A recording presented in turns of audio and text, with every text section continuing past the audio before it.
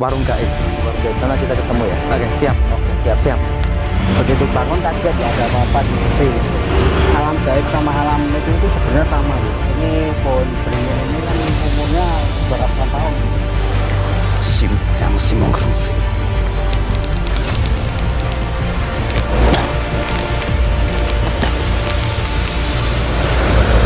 Beberapa kecelakaan yang terjadi memang di tempat ini. Apakah itu ada hubungannya dengan kain merah dan korban-korban tumbal itu? Ada yang menyerbu dari sini.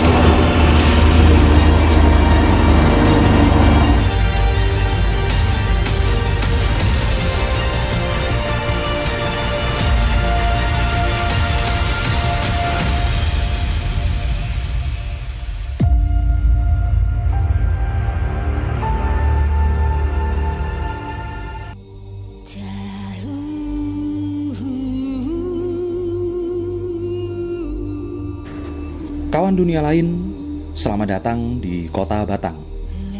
Buat kalian mungkin tidak semuanya familiar atau sering mendengar Kota Batang ini. Oke, saya akan ceritakan sedikit karena kota ini penuh sejarah. Sebelum kalian memasuki Alas Roban, kalian harus tahu sejarah kota ini karena di sanalah nanti akan ketemu ceritanya kenapa Alas Roban begitu tersohor. Oke, Kota Batang adalah sebuah kota kecil yang terletak di Jawa Tengah. Kota ini memiliki keunikan tersendiri, yaitu diapit oleh Laut Jawa di sebelah utara dan di sebelah selatannya diapit oleh dataran tinggi Gunung Dieng dengan puncaknya adalah Gunung Parahu. Nah, Kota Batang ini sendiri punya sejarah panjang. Sebelum era Majapahit bahkan. Dahulu, kerajaan di Batang ini adalah kerajaan Kalingga atau kerajaan Holling. Dipercaya kerajaan yang ada di sini dipimpin oleh Ratu Sima atau Maharaja Sima. Ya, memang banyak sekali ya sejarah yang bisa diceritakan di kota ini. Bahkan jika ada pepatah, jika kalian ingin tahu sejarah para wali, sisirilah di pesisir utara, dan jika kalian ingin tahu sejarah kerajaan, sisirilah di wilayah pesisir selatan. Namun di Kota Batang ini sendiri ternyata ada dua jejak para wali dan juga kerajaan. Kemudian masuklah kita ke sebuah tempat yang popularitasnya mengalahkan Kota Batang itu sendiri, yaitu Alas Roban. Buat kalian pecinta misteri dan supranatural, pasti sudah sering mendengarnya. Alas Roban ini dikenal angker, dikenal banyak gangguan dan ratusan kecelakaan yang mengakibatkan korban jiwa banyak terjadi di situ.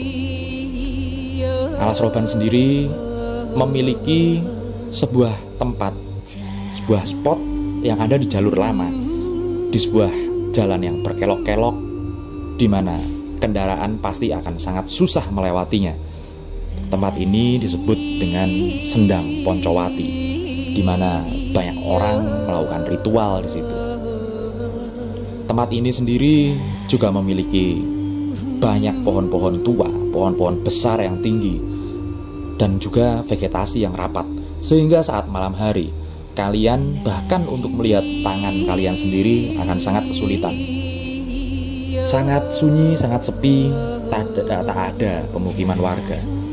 Nah, kali ini kita bakal menyusuri Alas Roban dengan kesaksian warga yang sering lewat di situ, dan kemudian pada malam harinya kita juga akan menelusurinya secara supranatural, sejarah, dan budaya. Jadi, saksikan dengan komplit episode kali ini, Alas Roban. Selamat menyaksikan. Orang nggak tahu ya Pak ya, dijaring terus kan banyak yang kena itu, terus yang jaring itu kan dikasih mimpi sama ratunya atau apa itu suruh dikembaliin semua. Oh, kayak dibalikin semua. Diuruk seperti ini ya Pak? Gimana? Baru banget diuruk ya? Iya, baru. Tadinya apa Pak? Tadinya emang kayak gini aja? Ya kayak gini, cuman kan apa ya, apa di sini itu kan sering terjadi kecelakaan Bu. Sering terjadi kecelakaan ya nggak tahu kan kecelakaan masalah apa. Biasanya kan di sini itu setiap ada kecelakaan itu pasti ada suara apa kidang itu kan, suara kidang itu kan kayak jerit gitu loh. Malamnya itu paginya terjadi kecelakaan. Oh, berarti sebelum kecelakaan Ya, ada sebelum suara. kecelakaan, ya. Itu biasanya siapa yang mendengar, Pak? Warga sini, orang-orang sini. Ya kan sampai kedengeran sama warga Oh, warga berarti situ. kenceng dong, Pak, Ya, suaranya. berarti besok pasti biasanya ada kecelakaan. Pak, ini bener Pak, di lokasi ini ya Pak? Gimana? Katanya ada warung gaibnya ya? Iya betul. Di mana, Pak? Titiknya di mana sih Pak? Ya tepatnya itu di pohon jati yang ada itu. Boleh? Boleh, Pak, tunjukin, Pak. Pohon ini. Ceritanya kayak apa tuh Pak? Yang bagi orang yang pernah melihat ada warung tuh Pak? Ya ceritanya kan cuman mampir ke warung, terus ya nggak lama sih. Itu kan jam berapa? Jam 1 atau jam 2 kan udah nggak ada warungnya. Warung itu warung apa Pak? Ya, warung itu warung pecel lele. Dan itu dari dulu Pak? Ya, Dari betul. sebelum jalanan ini sebagus ini atau gimana Pak? Ya jalan ini sebenarnya dari dulu udah bagus Bu, cuman kan apa ya, jalanan ini udah bagus, cuman dulu kan sempit jalanannya Bu. Nah itu dari dulu orang-orang yang mengaku pernah makan di lokasi ini gitu Pak? Iya pernah. Gimana, boleh diceritain Pak? Gimana? Itu kan dari Jakarta itu Bu. Ceritanya gimana? Ceritanya kan apa, dia mungkin dari arah Semarang atau apa. Dulu kan jalan ini kan cuma jalan, nggak ada jalan sana, nggak ada jalan sana, nggak ada, cuma jalan ini ada yang mampir ke sini. Terus kita ada warung di sini kan, mampir ke warung ini. Kaget orangnya itu ketika dia seperti mimpi dan mimpi gitu loh Bu ya. Begitu bangun kaget, nggak ada apa-apa, di sepi gitu. Tapi mengaku sudah makan gitu ya? Ya itu cuman apa ya, ya kemungkinan makan atau enggaknya kan saya kurang tahu juga Bu kan. Cuman di sini tempatnya di sini.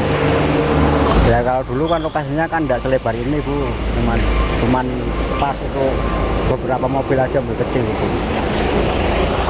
Tapi dari sosoknya maksudnya selain warung gaib itu mungkin di lokasi ini ada tempat apa lagi tuh Pak, di tempat ini, titik ini? Di tempat ini, di sini itu apa ya Bu ya? Di sini ini ada yang mengatakan di sini itu ada rumah sakit, ada jalan itu daerah sini. Rumah sakit gaib. Rumah sakit gaib. Dan itu beberapa orang Pak yang ngomong. Iya. Atau bisa diceritain nggak sih Pak, ceritanya kayak apa tuh yang Bapak dengar adanya rumah sakit gaib gitu Pak? Kalau rumah sakit gaib itu kan adanya cuma di daerah sini lah Bu. Rumah sakit gaib itu ke sana itu ada rumah sakit sama jalan raya seperti ini memanjang jauh sana Bu. Nggak tahu arahnya berapa itu kan nggak ngerti saya Bu. Dan itu beberapa orang juga yang ngelihat atau pengalaman hanya segelintir pengendara? Enggak, itu kan itu apa masanya kan di sini itu kan di sini sebenarnya ada juru kuncinya Bu, bukan saya juru kuncinya Bu. Juru kuncinya itu nggak tahu sekarang di rumah bandar, saya kurang tahu kan. Itu yang saya tanyakan itu sama Pak Juru Kunci itu kan apa benar di sana itu ya betul gitu kan. Kalau ini kan jalanan ke sana lurus, jalan terus itu sawah-sawah banyak. Ya apa istilahnya itu alam gaib sama alam itu sebenarnya sama Bu. Nggak ada bedanya, di sana juga ada sawah, ada mobil, ada jalan. Berarti bisa dibilang tanpa sadar mereka orang-orang yang masuk yang makan di warung pecel atau ke rumah sakit itu masuk ke alam mereka gitu ya Pak? Iya. Jadi biasanya kayak gitu kan, kadang lewat mimpi atau apa gitu, tanpa sadar. Kalau orang-orang yang sering kecelakaan truk, mobil itu mereka apa Pak? Nah itu menurut menurut orang-orang yang ngerti itu kan di sini itu kan ada penunggu yang selalu mengganggu itu, mengganggu sopir-sopir itu kan ada gitu. Tapi sekarang sudah enggak lagi. Terus mereka melihat apa Pak? Melihatnya cuman seorang anak kecil rambutnya merah itu. Pak, Tadi bisa ceritain nggak sih, tadi Bapak sebelumnya sempat ngomong juga kalau sebelum kecelakaan itu pasti ada suara itu. Boleh Nah. ceritain Pak gimana? Nah ini itu memang ya nyata Bu, mau dibilang mitos ya mitos tapi kan nyata Bu ya. Waktu banyak orang mendengar Bu, orang daerah kamu sini itu ketika ada suara tidang memekik itu kan, nah itu paginya itu pasti ada kecelakaan, itu pasti ada. Berarti teriakannya kenceng banget ya Kenceng, Pak, ya. Bahkan sampai bawah gitu ya? Iya. Seperti apa Pak? Ya nggak tahu ya suaranya kikik gitu kan. Gimana? Suaranya. Jadi kayak gitulah suaranya itu kayak melengking gitu loh.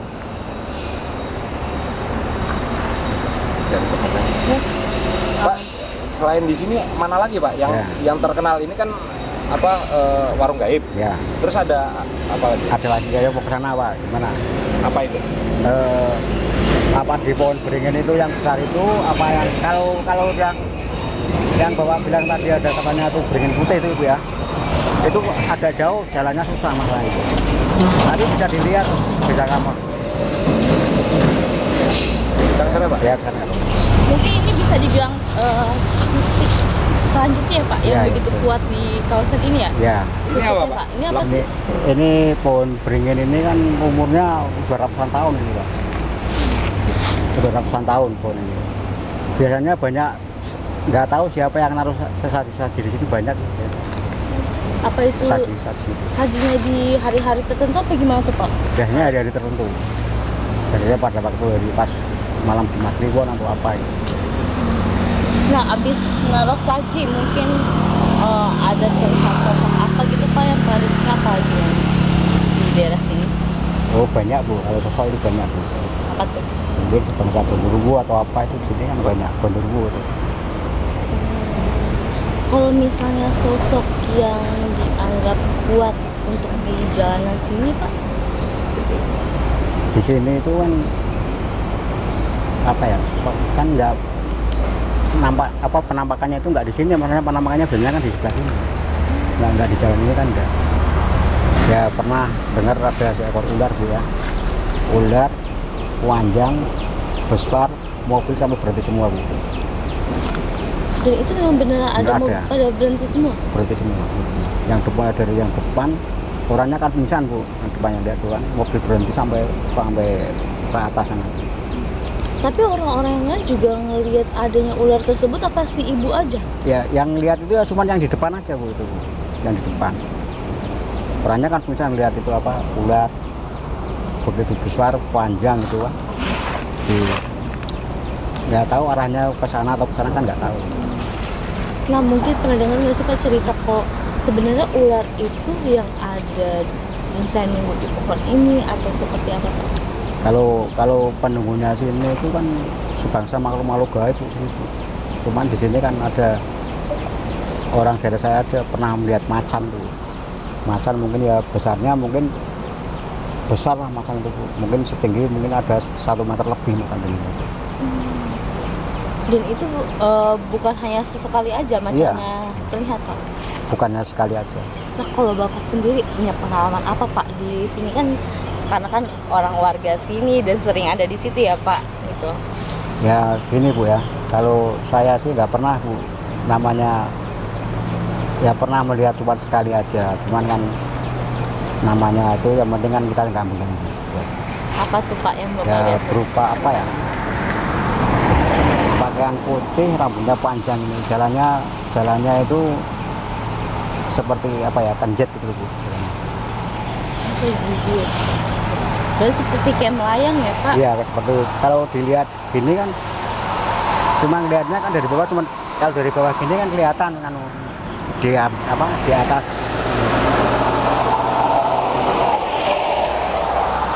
Pak, tapi di tempat ini juga menjadi salah satu tempat tingginya kecelakaan nggak sih Pak? Karena kan kalau dilihat itu juga udah Oh pada. iya, ini sering di sini kecelakaan ini. Ini kan tadinya kan ada kayak gini Bu, pengaman kayak gini Bu. Masuk ke sana ke jalan sana. Itu nggak sekali 2 kali, berkali-kali. Biasa ada ini nggak sih Pak? Misalnya waktu-waktu tertentu gitu Pak, kayak misalnya mungkin tiap bulan atau tiap minggu itu pasti selalu ada gitu Pak. Kalau sekarang nggak Bu. Kalau dulu memang iya bahasanya kan sering, bukan ini 1 minggu sekali kan, 3 hari sekali atau apa ya. Itu kan tadi kan banyak yang naruh sajen ya. Nah, Iya. sajennya sendiri itu yang naruh tuh apa orang? Badannya Pak, Badan. orang putih. Nah, Apakah itu dari warga sini apa warga pendatang atau seperti apa Pak? Bukan warga dari sini Bu, yang menaruh sesaji itu bukan orang sini, cuman mau apa ya, mau minta permintaan apa saya kan nggak ngerti. Cuman dia kan bawa paranormal juga sih Bu. Pak, itu kan tinggi banget ya tingkat kecelakaan di sini, itu ada yang naruh sesaji juga. Nah, kalau warga sekitar juga ada nggak sih Pak yang naruh mungkin sesaji atau benda-benda khusus agar mungkin minimnya terjadi kecelakaan gitu Pak, jadinya biar mengurangi atau apa gitu Pak? Jadi biar- Kalau apa benda-benda itu ya banyak Bu sini Bu. Ya seperti gaman itu kan ya, kesusuan seperti apa batu ake atau sebangsa keris itu banyak di sini Bu. warga sini sering Tapi orang sini itu kan nggak pernah apa ya, nggak pernah likur yang seperti itu, nggak pernah. Orang-orang dari jauh yang orang-orang itu. ya, tapi kalau misalnya warga sini pernah ini nggak Pak, apa ngasih saji atau apa untuk mengurangi tingkat kecelakaan biar jadinya nggak terjadi lagi kecelakaan gitu Pak? Oh nggak ada Bu. Oh. Nggak ada. Kalau orang sini itu kan namanya apa ya? Itu kan ilmu-ilmu kejawen itu Bu. Kayak gitu tuh yang ngasih kayak gitu. Bisa kasih tahu selain di sini ada lagi di pohon itu yang punya aura yang mungkin kuat gitu.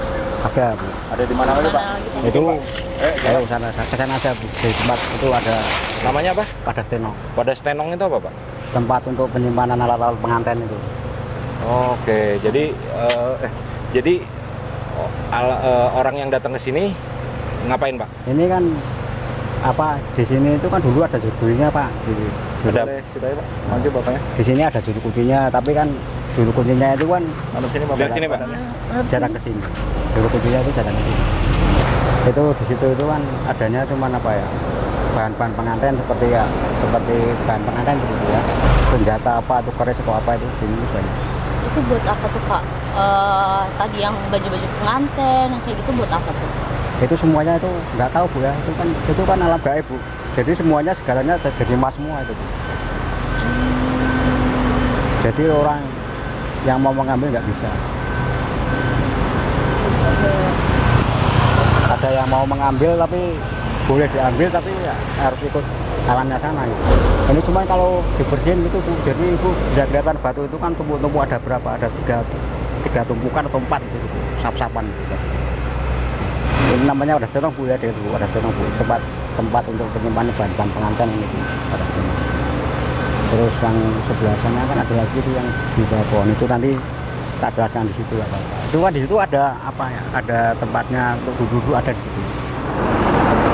Ini sumber mata air apa Pak? Ini sumber mata air Poncowati sini. Apa Pak? Poncowati.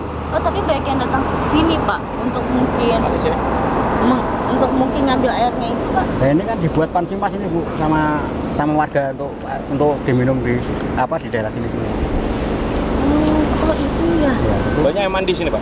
Hah? Yang mandi banyak? Kalau dulu yang mandi banyak, nah, sekarang kan ini udah dibikin pansimpas kan untuk air minum untuk seluruh warga desa sini. Kalau dulu dibilangnya sendang ini punya mungkin khasiat atau orang percaya apa sih Pak? Nah ya betul Bu ya. Lihat ke kamera Pak. Di sini itu kan di daerah Sorban itu kan, di daerah Sorban ini kan ada 7 mata air Bu. Nah, 7 mata air itu ya menurut cerita bisa untuk mengobati orang-orang yang kena apa ya, sebangsa gila atau apa itu. Sendang Poncowati. Ponco artinya 5, sedangkan wati dalam bahasa Kawi artinya adalah bersenggama atau bersetubuh. Tapi dapat juga diartikan wati sebagai wanita. Jikalau begitu, sendang Poncowati artinya yang halus adalah sendang 5 orang wanita. Tempat ini memang dijadikan tempat pemandian para penari, baik penari ronggeng maupun penari tayub maupun penari-penari wanita dari kesenian yang beragam. Tapi yang jelas, di sendang ini bukan hanya energi pengasihan, dan energi tolak bala yang kuat. Namun ternyata tempat ini adalah juga tempat bermeditasi atau bertapa, atau bisa dikatakan untuk memohon petunjuk, untuk memohon keweningan kepada Sang Maha Kuasa. Dan ternyata sendang ini masih memiliki banyak sekali aura mistis yang tentunya tidak dapat dipungkiri lagi. Jikalau saya nanti menyebutkan Nyai Poncowati, bukan hanya satu tentunya, bisa jadi 5. Dan tentunya ya biar menjadi rahasia saya dan rahasia orang-orang yang telah menemukannya ya. Oke, sudah menjelang malam di Alas Roban, semakin gelap. Saatnya kita menelusuri di malam hari.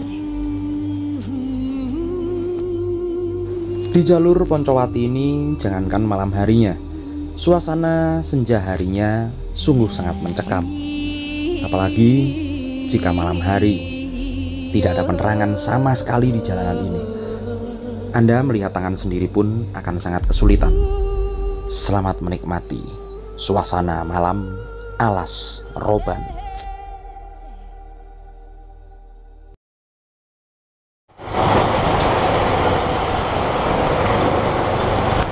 Selamat datang kembali kawan-kawan dari dunia lain. Kali ini kita malam-malam sudah ada di sebuah hutan yang dikenal cukup angker, namanya adalah Alas Roban. Hutan ini adalah hutan ibu dari hutan-hutan yang ada di Pulau Jawa, di mana ayahnya adalah Alas Purwo, yang ya mungkin kalian bolehlah nanti komen yang banyak kalau pengen kita penelusuran ke Alas Purwo. Kita akan coba menelusuri seperti apa mitos, seperti apa kisah, dan seperti apa sejarah yang terjadi di tempat ini. Karena seperti yang kalian ketahui ya, jalur ini memang jalurnya kendaraan-kendaraan besar. Ini adalah jalur lama. Dan kita sekarang sedang berada di Poncowati, di daerah Poncowati. Yang pertama, kalau kalian tahu, di sini mitosnya adalah ada warung-warung gaib. Ada warung gaib yang dimana jika orang mampir, kemudian mereka belanja di sana, kemudian mereka kembali lagi ingin mampir lagi ke warung tersebut, ternyata warungnya sudah hilang. Dan kemudian kita bisa ketahui lagi kalau di sini juga ada mitos. Ada monyet-monyet yang sering muncul, sering datang, sering hilang, sering pergi. Di mana monyet tersebut diidentikan atau lebih dikenal sebagai hewan yang dekat dengan pesugihan. Kita bakalan bongkar mitosnya, seperti apa di sini, ada makhluk apa saja, dan kemudian bagaimana sejarahnya. Tetap di Kisah Dunia Lain. Nah, malam sudah menjelang ke alam. Tadi saya keliling di beberapa tempat. Di lokasi sini? Iya, di lokasi sini. Saking luasnya tempat-tempat ini, kayaknya saya harus dibantu sama Ki Alam ini. Sangat butuh bantuan Ki Alam banget. Tadi ada mitos-mitos Ki Alam. Apa aja tuh? Yang pertama ada warung gaib. Warung gaib. Oh iya, saya pernah dengar juga itu warung gaib di lokasi daerah sini ya. Di Alas Roban ya. Alas Roban. Terus apalagi yang diketahui sama ada tadi saya juga lihat beringin putih. Kemudian ada sebuah batu tenong dan kemudian tenong itu apa sih? Bisa lebih jelas? Ya. Tenong itu seperti apa tuh? Nah, tenong itu buat yang belum tahu kayak seperti rantang zaman dulu itu kan ya. Iya, iya. Tenong itu ada. Penjualan buat itu kali padi ya? Iya. Padi ya. Macam itu. Buat nasi. Buat nasi dulu tenong. Kemudian yang di sini ini ada Sendang Poncowati. Sendang Poncowati. Nanti mungkin Ki Alam harus membantu saya untuk mengungkap makhluk-makhluk gaib yang ada di sini ini. Nah, seperti itu. Insya Allah nanti saya coba menelusuri juga. Ya saling membantu aja lah kita gitu. Siap.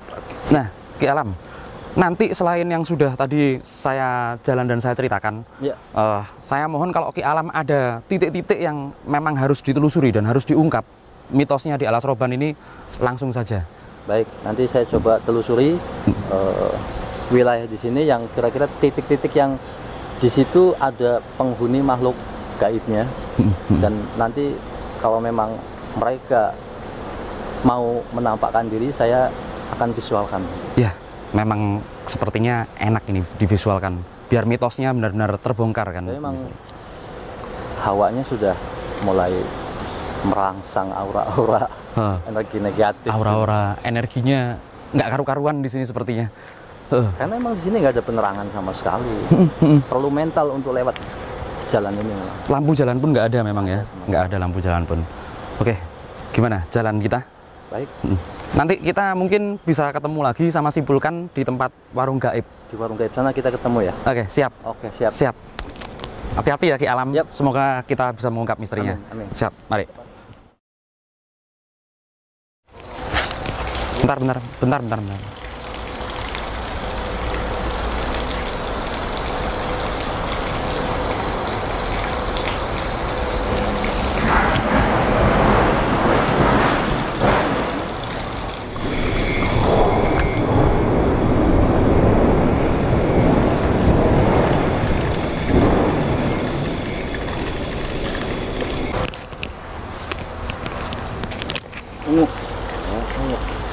Suro.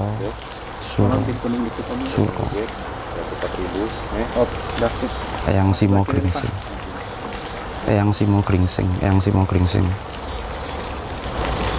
Oke, saya akan coba mencari energinya yang di Sendang yang Nyai Poncowati ternyata udah datang. Saya akan cari dengan Maharudra Kalacakra dan ini adalah golek kencono. Saya akan ungkap sejarahnya di sini sesuai dengan arah mata angin dan perhitungannya.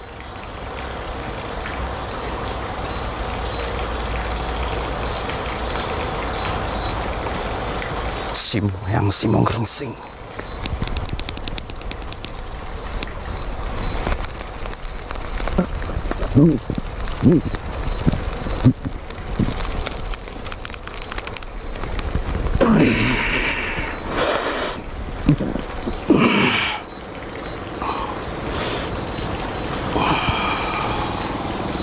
Besar dulu. Yuk, langsung kita jalan dengan ini.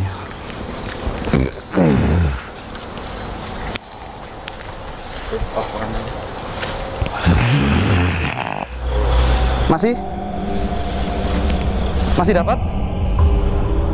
Hah? Oh ya udah, oke, sip. Oke. Sebentar di sini ternyata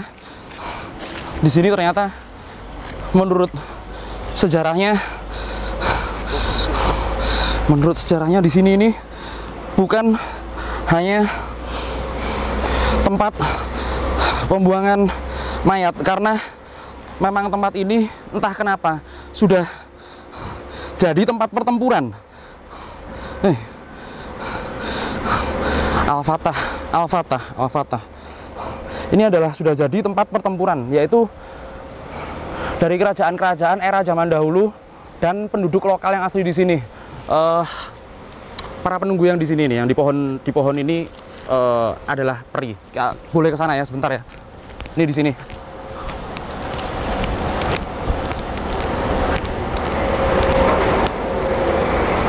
Mereka menceritakan kepada saya kalau ternyata banyak sekali arwah-arwah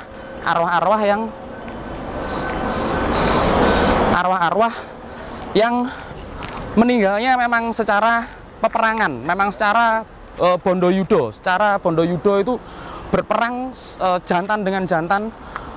Kemudian ada yang menyerbu dari sini, kemudian ada yang berkemah di sebelah sana. Nah, di sini ini area pertempurannya di sini sebagian. Eranya lama sekali ini, bahkan era-era Majapahit.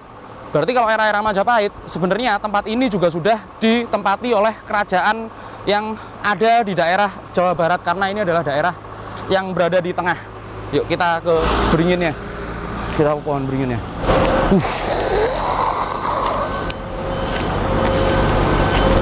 Mulai nging sekali ini. Informasinya banyak yang masuk.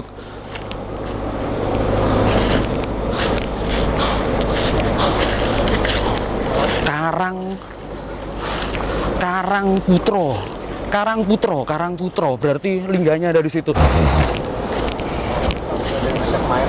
Iya. Ini emang harus Kumasari gini ya, yang model-model setan alas ya memang. Mau ngapain? Mau ngapain?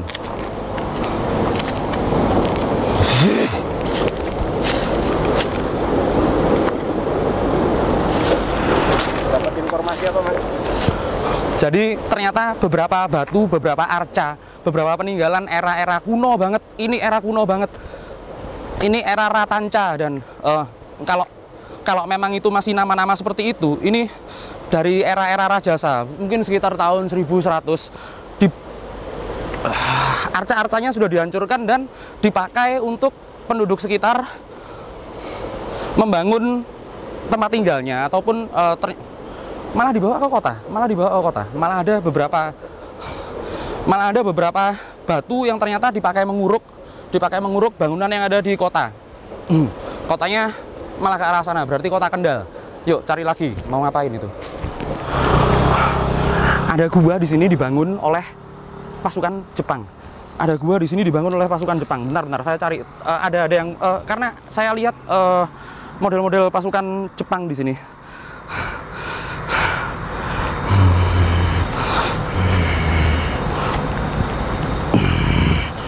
Simone.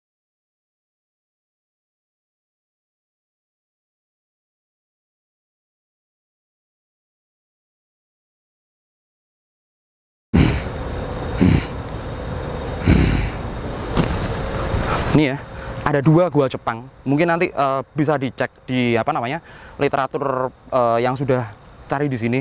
Ada gua Jepang di arah sana, arah turun, di arah jalan persimpangan jalan baru Alas Roban ini, masuk Alas Roban ini. Ada 2 gua Jepang yang dibangun oleh Jepang. Kemudian Jepang membangun ini untuk perlindungan dari tentara-tentara barat atau tentara-tentara sekutu. Dulu malah ada tank di sini. Dulu malah ada sekitar 8 tank yang ada di sini. Ada berapa kerajaan gaib di sini, Mas? Kalau dari tadi saya yang lihat selewat saya, ini kerajaan gaibnya ada 3. Yang ada puncaknya itu di atas. Ini satu rangkaian semua di daerah Nyai Poncowati. Kemudian Nyai Poncowati ini ditaklukkan oleh beberapa orang, termasuk dengan Ki Ageng Gringsing.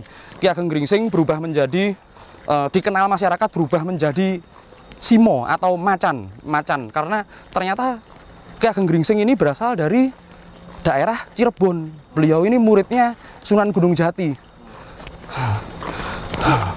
Kan banyak ya kerajaan gaib. Nah, itu apakah bentuknya setiap kerajaan beda-beda atau seperti apa sih? Beda-beda. Seperti di satu ini kerajaan gaib, seperti di tebing satu ini yang banyak sekali ibaratnya menyamarkan pandangan para pengendara kendaraan, terlebih lagi kendaraan yang seperti truk, karena terkadang orang yang lewat di sini, truk-truk yang lewat sini ternyata sudah melakukan hal-hal yang maksiat, sebelum memasuki hutan ini.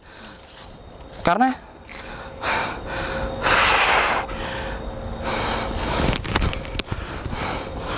ternyata di sebelah situ, di sebelah bawah situ ada lokalisasi yang dari era dulu sampai era sekarang tidak bisa dibubarkan. Ini namanya Kerajaan Gaib Karangputro. Ini batu semua ini batu semua. Kenapa di tuh untuk kerajaan modelnya seperti apa tuh? Ya, kalau kerajaan gaib yang di sini ini penghuninya kalau orang bilang seperti genderuwo ya, tinggi besar. Kemudian badannya sih kalau dibilang berbulu tapi mengkilap sekali, bukan seperti bulu-bulu yang lusuh seperti itu. Ini nanti ada hubungannya dengan kerajaan monyet karena ternyata ada raja monyet dulunya di sini, ada bener-bener raja monyet. Tinggi, memang raja monyetnya tinggi sekitar segini. Tapi entah ya sekarang, moga-moga masih ada hubungannya dengan monyet-monyet yang sering menampakkan diri di Alas Roban. Seperti itu. Ini ada beberapa informasi di pohon besar ini, apa bagian dari mereka atau beda gitu? Kalau ini yang pohon besar. Nah, ini beda lagi ini. Ini sosoknya wanita ini.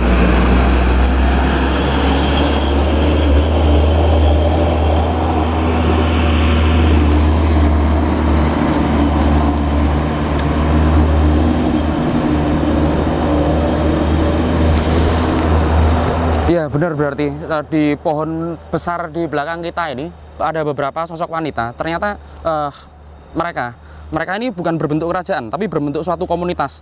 Mereka ini telah ditaklukkan oleh salah satu muridnya dari Syekhona Khalil di Bangkalan. Syekh Khalil di Bangkalan, banyak ternyata anak muridnya Syekh Khalil yang merantau, lewatnya juga lewat daerah sini, lewat Alas Roban ini. Artinya kerajaan-kerajaan gaib yang ada di sini itu tanaman para tokoh-tokoh dulu apa dan apa seperti itu? Iya, ternyata memang beberapa komunitas gaib dan beberapa kerajaan gaib itu mempunyai mempunyai perjanjian khusus dengan para leluhur kita. Perjanjian gaib itu tidak selalu buruk karena mereka ini akan membentengi daerah-daerah tertentu dari serbuan-serbuan, seperti contohnya VOC, seperti contohnya kerajaan lain. Maka di perbatasan yang merupakan hutan ini dipasang banyak sekali makhluk-makhluk yang seperti itu, dan akhirnya makhluk-makhluk yang seperti itu beranak pinak banyak sekali. Seperti ini salah satu komunitasnya di sini. Kemudian yang ini kerajaan Karangputro, ini kerajaan lama. Kemudian nanti di pohon itu juga ada. Ternyata bukan cuma negatif saja yang di atas itu juga ada. Nanti kita bakalan coba interaksi. Kita ke beringinnya dulu sekarang.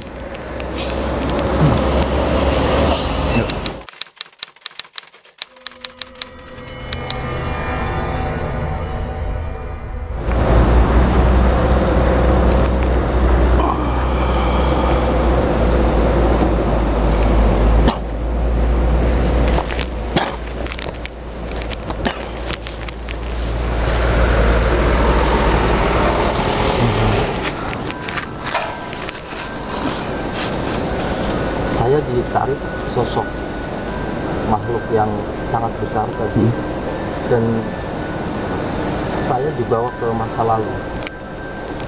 Sebelum ada jalan ini, semuanya ini gunung, dan di pas di antara pintu ini, pohon ini itu gerbang utama, dan saya ditandu Ditandu di situ. Saya ditandu, dibawa masuk ke dalam satu lubang besar gua.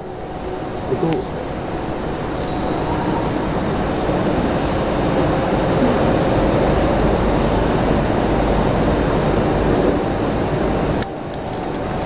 seperti zaman prasejarah gitu.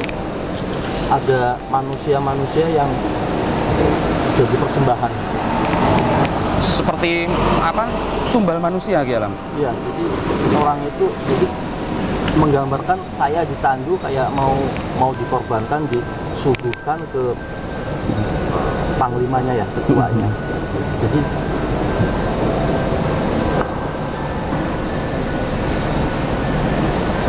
iya, kalau bisa memang di sini ada satu, bukan larangan, tapi ada satu yang mereka gemari, yaitu salah satunya kain merah. Kain merah ya Ki Alam. Salah satu persembahannya ya. Iya, kalau kain merah sudah berkibar berarti sudah mendapatkan tumbal gitu. Kalau kain merah itu ada yang lihat, itu berarti tanda kalau sudah dapat korbannya. Ya. Dan itu bukan hanya satu, kain merah itu hampir di sekeliling wilayah itu tuh disantelin kain merah itu pertanda sudah banyak tumbal. Itu zaman dulu, dan itu sudah akhirnya terselimuti oleh dimensi gaib dan menjadi mukso, hilang ya, dan hanya orang-orang yang mungkin akan diperlihatkan. Di sini ada satu gerbang yang sangat besar menuju ke sosok yang paling ganas ini. Sosok yang diberi tumbalnya itu ya. Itu merah itu. Jadi sebenarnya tumbal merah itu simbolnya darah. Makanya kalau ditarik ke dunia sekarang, kalau bisa ada orang tertentu yang tiba-tiba nampak ada kain merah di mana gitu, kalau bisa berhenti dulu gitu.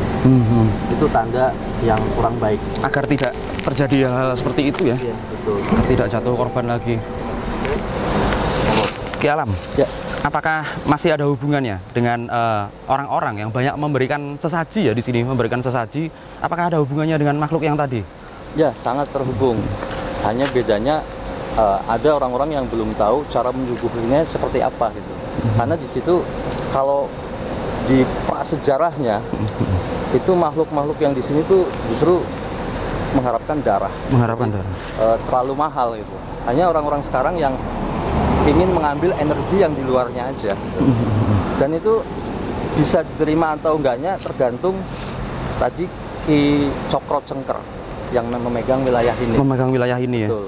Jadi dia sosok orang pribumi dan sudah tahu seluk-beluk semua wilayah di sini sampai ke perbatasan. Nah, beliau yang diamanatkan untuk menjaga, dan kalau ada siapa-siapa yang mau onar atau meminta sesuatu harus diterima oleh beliau. Dulu. Jadi ada orang mungkin yang bisa diterima, bisa jadi langsung lewat beliau, atau bisa jadi mungkin dari yang lain. Itu bedanya itu. Nah, tadi kan saya juga udah keliling Ki Alam. Ada beberapa kecelakaan yang terjadi memang di tempat ini. Apakah itu ada hubungannya dengan kain merah dan korban-korban tumbal itu? Kalau secara rasional, memang jalan ini kan sangat tajam ya, menikung tajam. Jadi memang perlu kewaspadaan khusus. Namun di balik itu memang ada sesuatu yang mempengaruhi dari orang tersebut supaya orang itu menjadi lalai. Jadi ada kaitannya, tapi itu hanya sedikit ya, nggak terlalu banyak banget memakan korban, hanya mungkin setahun berapa kali gitu. Seandainya si Mbah Cokro Cengker ini membuka semuanya gitu, itu bisa memakan korban lebih gila-gilaan. Lebih gila lagi ya. Karena memang sudah dibuka, makhluknya semuanya haus gitu. Ya, saya bersyukur juga, terima kasih juga dengan Mbah Cokro Cengker ini yang memegang wilayah ini agar tetap menjadi tentram gitu. Karena memang ini sebenarnya ada situs-situs yang terpendam di sini gitu. Zaman-zaman setelah kerajaan gitu, itu ada beberapa benda-benda, dan itu memang sangat banyak. Jadi banyak banget ya para praktisi yang mampu melihat ke sana itu memang tertarik gitu untuk memiliki benda-benda itu bagus-bagus sekali gitu. Banyak pusaka-pusaka ya Ki Alam. Tiba seperti ditarik makhluk, dan saya dibawa ke masa lalu aja. Ya, oke lah, nanti kita ketemu di siap. lokasi kita ketemu lagi sama kita sendiri. Siap. Mari Ki Alam. Yep.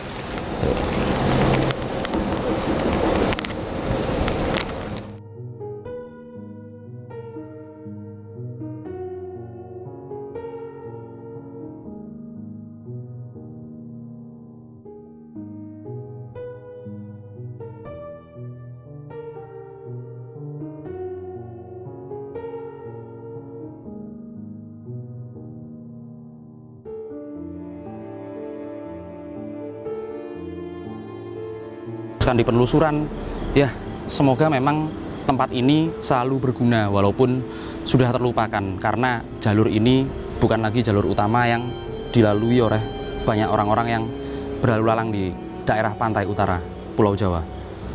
Tapi dari tadi kayak sepertinya ada yang menunjukkan eksistensinya ya. Itu apa emang ada yang ingin menyampaikan sesuatu atau gimana? Nah, kalau tadi di sini. Kalau tadi di sini banyak yang menunjukkan eksistensinya, karena memang saya membuka seperti gerbang cahaya dengan mantra itu yang diajarkan oleh beberapa resi yang tadi saya jumpai, untuk kemudian berinteraksi dengan kita. Mereka juga butuh energi kita, karena butuh energi blessing dari kita, sehingga mereka tetap ada di tempat ini dan tidak mengganggu para orang-orang yang melewati jalur ini. Untuk menghindari kalian terjebak atau masuk ke warung gaib, kemudian hal-hal yang tidak diinginkan terjadi ya, karena tempat ini jurang yang cukup cukup dalam. Lebih baik sebelum masuk ke alas ini atau sebelum masuk ke hutan ini istirahat dulu, kemudian di sini jaga konsentrasi, dan kalau bisa baca doa minta keselamatan kepada Tuhan Yang Maha Esa, seperti itu. Nah, ternyata komunitas gaib yang kemudian sering dijumpai sebagai warung gaib di sini ini tidak melulu negatif. Mereka lebih lebih ke netral dan positif. Buktinya masyarakat yang di sini masih bisa bercerita tentang adanya warung gaib yang di sini. Berarti mereka dijamu dan mereka diselamatkan. Mereka sama sekali tidak negatif. Bahkan beberapa dari mereka sekarang sedang menyapa kita. Itu goyang sendiri tuh. Satu aja goyang sendiri tuh, makin kencang tuh. Udah cukup selesai. Ya. Oke. Nah, begitu kira-kira cara mereka menyapa kita. Jadi terima kasih. Oke. Mereka juga suka berinteraksi dengan manusia yang sopan tentunya, dan mereka yang punya adab dan sopan santun, karena tempat ini merupakan titik-titik di mana berkumpulnya energi dan ada dulunya tempat suci yang dipakai untuk bermeditasi dan bertapa. Terima kasih.